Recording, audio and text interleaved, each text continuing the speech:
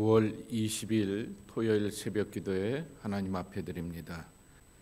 오늘 함께 기도할 지구촌의 미전도 종족은 아프리카의 나이지리아에 있는 카누리 족속입니다. 그 가운데 하위 족속인 망가 카누리 족속입니다.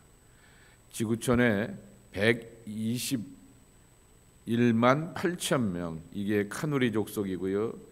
그 가운데 나이지리아에 살고 있는 이들이 망가 카누리 족속이 44만 7천 명이 되게 됩니다. 카누리 언어를 쓰게 되고요. 이슬람을 신봉하게 되고 기독교 인구가 0.0%라고 하는데 아주 극소수의 크리스찬들이 있다라고 말하게 됩니다. 이 카누리 족속은 니제리아에 살게 되고 망가 카누리 족속은 나이제리아에 이렇게 거주하면서 자리 잡고 있다라 말합니다. 11세기서부터 이슬람 교도가 되어서 이슬람의 신앙을 갖고 있게 되지만은 자기들의 고유한 토속적인 신앙과 함께 연결되어 있고, 그럼에도 불구하고 본인들을 무슬림이라 이렇게 인정하게 됩니다. 그들 가운데 하나님의 말씀이 전해지고 하나님의 사랑을 만나고 경험할 수 있도록 위에서 기도해 주시기 바라고, 좀 전에도 말씀을 드렸듯이 카누리 족속 신자들 가운데 소수의 사람들이 있는데 그들이 친구들과 가족들에게 복음을 전할 수 있도록 위에서 기도해 주시기 바라고, 이제 니제리아에 있는 그들이 나이지리아에까지 가서 복음을 전할 수 있도록 위에서 기도해 주시기를 바랍니다. 또 음악을 가지고서 이렇게 전하기를 원하는 분들도 있다고 하게 되는데 문화적으로도 그렇게 사역이 이루어질 수 있도록 망가 카누리 언어로 신약 성경만 번역이 되어 있고 온라인 오디오 성경과 그들의 언어로 예수님의 영화도 만날 수 있다고 합니다. 나이지리아의 망가 카누리 족속 기억하시고 기도해 주시기 바랍니다. 오늘은 역대하 6장입니다. 11절까지의 말씀 이렇게 보시도록 하겠습니다. 그때 솔로몬이 이르되 여호와께서 캄캄한 데 계시겠다 말씀하셨사오나 내가 주를 위하여 거하실 성전을 건축하였사오니 주께서 영원히 계실 처소로소이다 하고 얼굴을 돌려 이스라엘 온 회중을 위하여 축복하니 그때 이스라엘의 온 회중이 서 있더라. 왕이 이르되 이스라엘 하나님 여호와를 송축할지로다. 여호와께서 그의 입으로 내 아버지 다윗에게 말씀하신 것을 이제 그의 손으로 이루셨도다. 이르시기를 내가 내 백성을 애굽 땅에서 인도하여 낸 날부터 내 이름을 둘 만한 집을 건축하기 위하여 이스라엘 모든 지파 가운데서 아무 성읍도 택하지 아니하였으며 내 백성 이스라엘의 주권자가 될 사람을 아무도 택하지 아니하였더니 예루살렘을 택하여 내 이름을 거기 두고 또 다윗을 택하여 내 백성 이스라엘을 다스리게 하였노라 하신지라. 내 아버지 다윗이 이스라엘 하나님 여호와의 이름을 위하여 성전을 건축할 마음이 있었더니 여호와께서 내 아버지 다윗에게 이르시되 내가 내 이름을 위하여 성전을 건축할 마음이 있으니 이 마음이 내게 있는 것이 좋도다.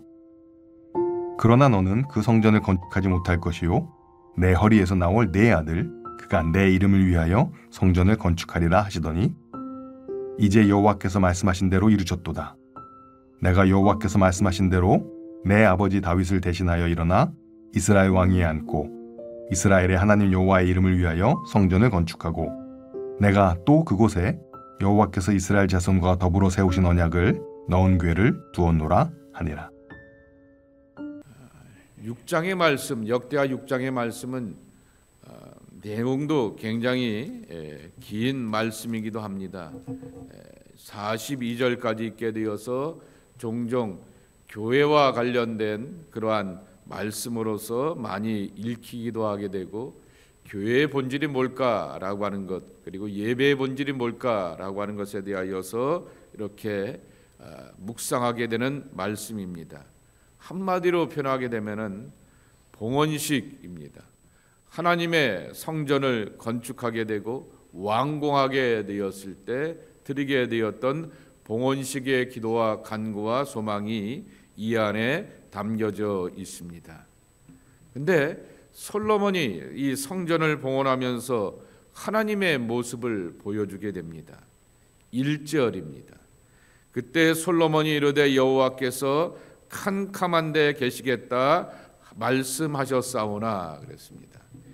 옛날 개역 한글판에는 흑암 가운데 계시겠다라고 이렇게 번역을 해놓게 되었는데, 하나님이 흑암 가운데 계시겠다, 하나님이 캄캄한 데 계시겠다, 이게 착각하기 쉽고 오해하기 쉽게 되는데요, 하나님이 어두운 구석 음침한 곳을 좋아하신다라고 하는 것이 아니라 빽빽한 구름 가운데 계신 하나님, 캄캄한 구름 가운데 계신 하나님, 인간의 시각과 손과 능력으로 감히 잡을 수 없는 하나님, 구름 너머에 있는 하나님, 그리고 인간의 능력과 힘으로 도달할 수 없고 바라볼 수 없고 미칠 수 없는 그러한 먼 곳에 계시는 하나님이라고 하는 그 뜻을 이렇게 캄캄한 데 계시는 하나님이라고 고백하게 되었던 것입니다.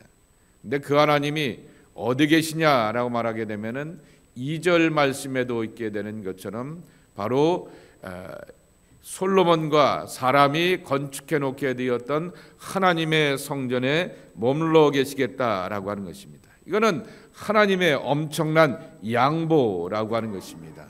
하늘에 계시면서 인간의 힘과 능력으로 도저히 도달할 수 없는 먼 곳에 계신 그 하나님께서 솔로몬이 아버지가 준비해 놓게 되었던 엄청난 재력을 가지고서 가장 크고 멋지고 그리고 아름답고 거룩하게 그 집을 건축하게 했지만은, 그러나 하나님을 그 집 안에 담기에는, 그 성전 안에 담기에는 왜소하고 보잘것없고 초라한 것이지만은, 하나님이 자발적으로 이 다윗과 솔로몬의 헌신과 충성된 그러한 마음을 기쁘게 여기시면서 성전에 거하여 주시면서 성전에서 머물러 주시겠다라고 하는 것입니다. 그러면 우리는 그건 뭐 해야 되겠습니까? 만나야 되는 거죠. 그분의 사랑을 만나고 그분의 은혜를 만나고 그분의 구원을 경험해야 되고 그분의 손길을 체험하게 되는 것이 바로 성전에 머무는 자의 축복이라고 하는 것입니다.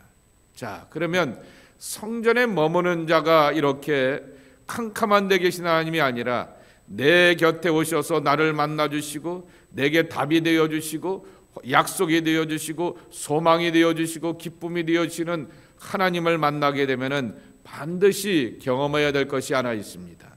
3절입니다. 얼굴을 돌려 이스라엘 온 회중을 위하여 축복하니입니다. 얼굴을 돌린 사람은 누구죠? 솔로몬입니다. 하나님을 만나게 되면 우리 가운데 하나님으로 인하여서 오게 되었던 영적인 자유함과 부유함이 우리 안에 가득 채워지게 마련인 것입니다. 이 하나님께서 주시게 되었던 기쁨과 감격을 가지고서 이 하나님의 넉넉함과 부유함을 우리 가운데 가득 채워서 우리가 행해야 될 것이 뭐냐라고 하는 것입니다. 지잘난 맛으로 사는 것이 아니라 나와 이어지고 나의 사람들과 나와 함께 살아가는 주변의 소중한 사람들을 향하여서 축복할 수 있는 은혜와 능력이 있는 것이 참 믿음의 모습이라고 하는 것입니다. 그래서 3절에 보게 되면은 얼굴을 돌려라고 하는 그 말씀입니다. 그리고 얼굴을 돌려서 온 이스라엘 백성들을 향하여서 축복하게 되었던 것이고, 그리고 그 축복의 내용들이 4절서부터 쭉 나오게 됩니다. 하나님은 하늘에 계신 분이고 인간의 능력과 이렇게 힘으로 도저히 도달할 수 없는 그러한 분인데, 그 하나님께서 우리에게 다가와 주셔서 먼저 어떤 일을 행하게 하셨냐라고 하게 되면 5절입니다. 내가 내 백성을 애굽 땅에서 인도해낸 날부터 내 이름을 둘 만한 집을 건축하기 위하여 라고 말씀하게 됩니다. 해방자 하나님으로 이스라엘과 함께하여 주셨다라고 하는 것입니다. 삶의 구원자로서 하나님은 이스라엘 백성들과 함께하여 주시면서 자그마한 그 성막 가운데 머물러 계시며 함께 동행하여 주셨다라고 하는 것입니다. 그런데 하나님은 그 성막으로만 만족할 수 있는 하나님이 아니다라고 하는 것을 가나안 땅에 백성들을 물리치며 애굽을 물리치며 그리고 여러 이스라엘 백성들을 해하려고 하는 사람들을 물리치며 보여주셨던 역사의 주인 되신 하나님이다라고 하는 것을 그렇게 보여주시게 되었던 것입니다. 여러분, 이 출애굽의 명분이 뭔지 기억하시죠? 출애굽기 3장 18절 말씀에 보게 되면은 하나님께서 모세에게 바로를 찾아가서 이렇게 말합니다. 우리가 우리 하나님 여호와께 제사를 드리려 하오니 사흘길쯤 광야를 가도록 허락하소서 그랬습니다. 사흘길쯤 우리가 떠나서 광야에서 우리가 믿는 하나님을 예배하고 제사 드리려고 하니 우리를 놓아달라라고 요청하게 되었던 것입니다. 출애굽의 명분은 하나님 앞에 제사와 예배를 위한 것이다 라고 하는 것입니다. 그러니 이스라엘 백성들은 제사의 백성이 되고 예배의 백성이 되어야 한다라고 하는 것입니다. 그러니 이걸 우리에게 적용한다라고 말하게 되면은 바로 우리도 제사의 백성이 되고 예배의 백성이 되어서 하나님 앞에 나와야 되는 것입니다. 그러면 하나님을 우리가 제사 드리고 예배할 때 뭘 경험해야 하는가라고 하는 것입니다. 두 가지를 경험해야 되는데요. 내일 설교 제목이기도 하게 되는데요. 말씀하신 하나님을 우리가 만나고 경험해야 한다라고 하는 것입니다. 어저께 지성소가 뭐라고 이렇게 말씀을 드렸습니까? 5장 7절 말씀해 보게 되면은 이렇게 지성소를 표현하게 됩니다. 제사장들이 여호와의 언약궤를 그 처소로 메어 들었더니 곧 본전 지성소 그룹들의 날개 아래라 라고 이렇게 말하게 되는 것입니다. 본전 지성소 그룹들의 날개 아래 그랬습니다. 그것을 히브리 말로 데아르 하바이트라고 말씀을 드렸는데 말씀하시는 그곳이라고 말씀을 드리게 되었습니다. 실제로 하나님의 말씀에 있어서 그 하나님의 법궤가 있게 되었던 것이 지성소인데 어제도 이렇게 소개해드리게 되었던 것처럼 법궤에는 우리가 잘 알고 있게 되는 것처럼 모세의 쌍난 지팡이와 하나님의 계명의 두 돌판이 있게 되는데 어제 에스라에가 기록해 놓게 되었던 역대기에 있는 법궤 안에는 5장 10절에 보기에는 궤 안에는 두 돌판 외에 아무것도 없으니 라고 말하게 되면서 뭘 강조하냐면은 돌판의 말씀을 강조하게 되는 것입니다. 왜 성전에서 우리가 말씀하신 하나님을 만나야 하느냐라고 하는 것입니다. 그 이유는 바로 제사를 드리게 되고 예배를 드리게 되는 것은 내 아쉬움 때문입니다. 내가 죄를 지었기 때문에 죄의 문제를 해결하기 위하여서 내가 기도 제목이 있고 고민이 있고 문제가 있어서 하나님 만나서 답답한 것을 풀어가기 위하여서 내가 예배하고 제사하게 되는 동기가 되는 것이죠. 이처럼 이 동기와 출발은 내 절박함과 내 문제와 내 사연으로 풀어가게 되는 것이지만은 그냥 거기서 오게 되었던 어떤 거룩한 분위기, 어떠한 따스한 분위기, 찬양이나 예배의 분위기나 또 인도자의 그 모습들을 통하여서 내 마음이 터치가 되어서 자기가 갖고 있게 되었던 감정과 마음의 문제를 해결하게 되었다. 그것은 완전한 예배가 아니라고 하는 것입니다. 왜냐하고 하면은 내 스스로가 나의 문제에 대하여서 답이 될 수가 없게 되는 것이기 때문입니다. 왜 말씀을 들어야 되느냐라고 하는 것이죠. 말씀은 하나님의 뜻이고 하나님의 명령이고 하나님의 계명이고 하나님의 원하시는 바가 담겨져 있기 때문에 하나님께서 말씀하시는 것을 그대로 받고 따르고 순종하게 되었을 때 내가 하나님이 원하는 모양으로 바뀌어지고 하나님이 원하시는 형상을 닮아가게 되고 그리고 내 안에 계시게 되었던 예수 그리스도의 온전함을 향하여서 쫓아가게 되는 참된 변화의 역사는 말씀밖에 없다라고 하는 것입니다. 그래서 때로는 계명이 이것 해라고 말하게 되고 때로는 계명이 이것 하면 안 돼 그리고 단호하게 심판과 저주까지도 포함하게 되지만은 말씀이 왜 이렇게 두 가지 방향밖에 없습니까? 하라는 것과 하지 말라는 것밖에 없습니까? 라고 말하게 되지만은 그 말씀 속에서 하나님의 본 마음 진이 참 뜻을 깨닫게 되면 내가 변화되는 그러한 삶을 살아갈 수 있게 되고 하나님께서 원하시는 방향 가운데서 내 삶이 달라지는 것을 경험하기 때문이다 라고 하는 것입니다. 그리고 이제 6장에 보게 되면 이런 때에 저런 때에 하나님 앞에 나와서 만일 어떤 사람이 그의 이웃에게 범죄하였으면, 만일 어떤 사람들이 어떤 문제를 가지고서 나오게 되었으면, 만일 하면서 삶의 수많은 경우들 가운데서 하나님 앞에 기도하고 간구할 때마다 해결해 달라라고 하는 기도의 간구와 내용들이 이 역대하 6장의 말씀 가운데 담겨져 있습니다. 자, 그러면 말씀과 기도의 집에서 하나님을 만나게 되면 어떤 은혜가 경험되느냐라고 하는 것입니다. 하나님의 본질을 알아가게 되는데요, 오늘 말씀은 그것을 한 단어로 표현하고 있습니다. 한번 따라해 보실까요? 이름입니다. 여호와의 이름이라고 하는 그러한 내용들로 쭉 나와 있게 되는 것을 보게 됩니다. 5절에 보게 되면은 내 이름을 둘 만한 집을 건축하기 위하여 그랬습니다. 6절에 보게 되면 예루살렘을 택하여 내 이름을 거기 두고라고 이렇게 말하게 되었습니다. 그리고 다윗도 7절에 보게 되면 성전을 건축하는 이유가 이스라엘의 하나님 여호와의 이름을 위하여라고 말하게 됩니다. 그리고 다윗이 아들 솔로몬에게 8절에도 보게 되면은 내가 내 이름을 위하여 성전을 건축할 마음이 있으니 라고 말하게 됩니다. 이름입니다. 이름이라고 하는 그 히브리어 단어의 뜻은 셈이라고 하는 그러한 뜻인데요, 존재됨이라고 하는 것입니다.